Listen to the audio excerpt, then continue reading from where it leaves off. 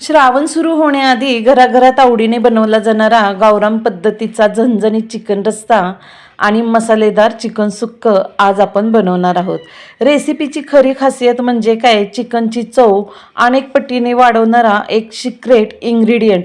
तो नेमका काय आहे हे जाणून घ्यायचं असेल तर व्हिडिओ स्किप न करता शेवटपर्यंत नक्की पहा. तर उशीर न करता आपण रेसिपीला सुरुवात करूया. मी सीमा, आपल्या यूट्यूब चॅनलवर तुमचे मनापासून स्वागत आहे.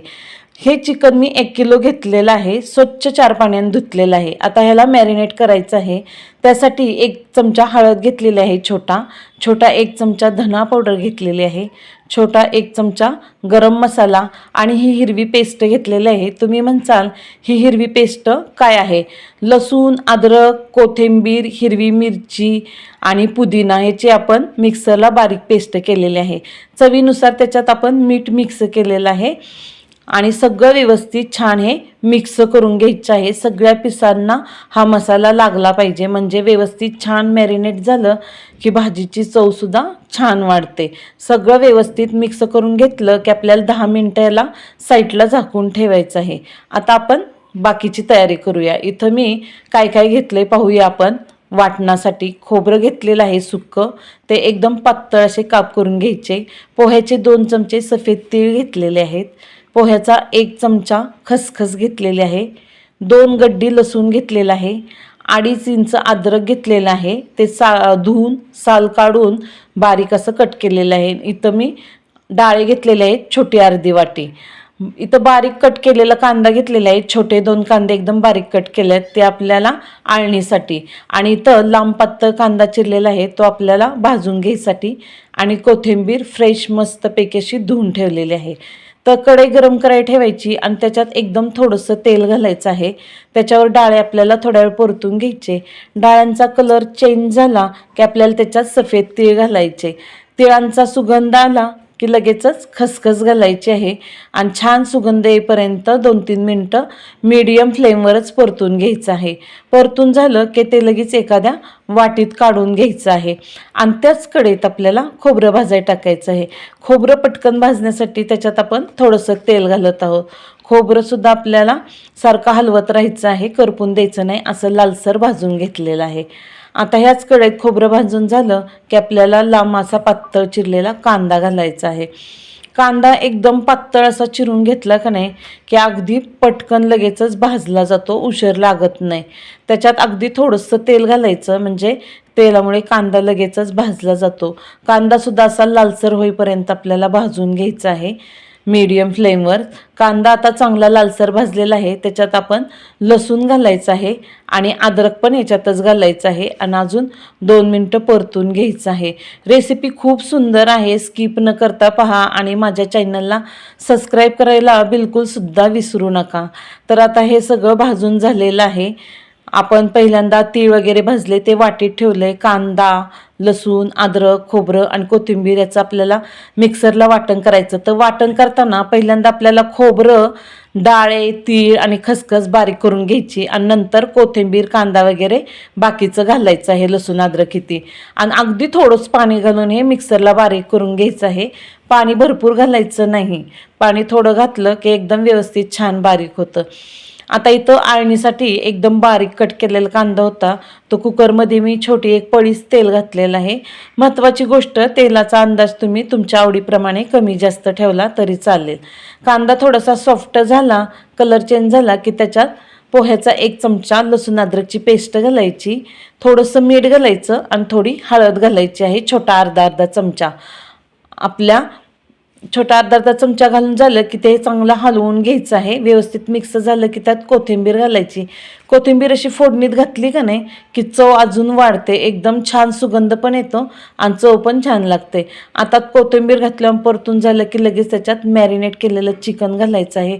महत्त्वाची गोष्ट लक्षात ठेवा, चिकन घातलं का नाही कुकरमध्ये की गॅसची फ्लेम वाढवायची आणि चिकन 3-4 मिनटं छान व्यवस्थित परतून घ्यायचं. परतत राहिलं का नाही तुम्ही चिकनची चवसुद्धा वाढते आळणीची आणि भाजीची सुद्धा चव वाढते. चिकन एकदम असं थोडंसं बारीक झालेलं दिसतं बघा, मग समजायचं एकदम व्यवस्थित छान परतलं गेलेलं आहे.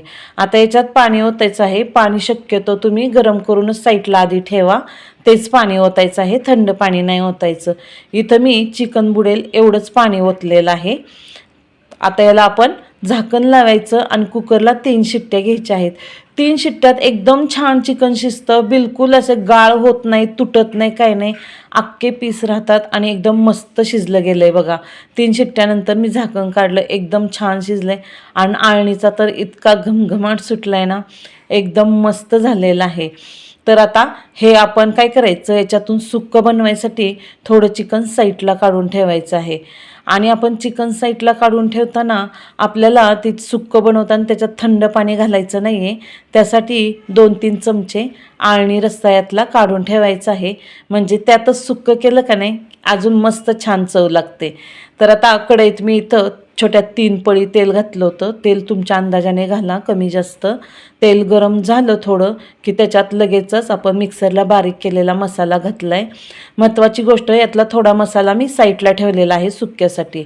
त्याच्यात अर्धा चमचा हळद, 1 चमचा धना पावडर, 1 चमचा मिर्च पावडर, घरगुती कांदा मसाला 2 चमचे, गरम मसाला 1 चमचा आणि आपला मटण मसाला 1 चमचा घातलेला आहे. आता हे घातल्यानंतर व्यवस्थित छान परतून घ्यायचं तेल सुटेपर्यंत.